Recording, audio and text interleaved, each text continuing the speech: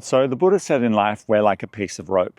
And when things happen to us, when we get upset by things, we get angry, or we get jealous, or we get worried or anxious or fearful, or we can generate ill will, we get sad, we have ego, all these types of different things, then it's like what we're doing is we're twisting that rope, and the rope represents us, the internal tension that it puts within us. And sometimes you can get yourself into such a state that it can almost tie yourself up in knots just from getting so worked up about things. Things like greed can lead to us doing things which break morality. So morality is very important in that when we break morality, which is we do things to others which we wouldn't want done to ourselves, it takes a certain amount of negativity.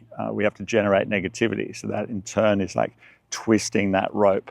So the Buddha's technique that he brought to the world was that on a foundation of morality, you have awareness and you have equanimity. So in the present moment, when we're looking at the world through this tension, it distorts the way we look at the world. It causes delusion at the way we look at things. So, for example, when you're angry, you can do things that perhaps you later regret, say things, do things that you later regret.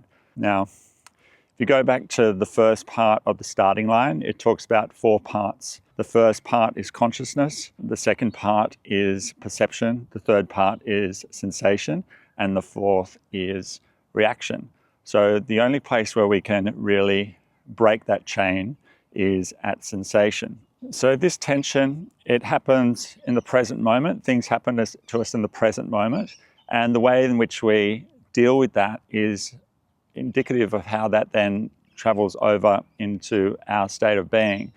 So for example, with something like anger, if we express it or suppress it, this causes tension in the present, but it also carries over into the future.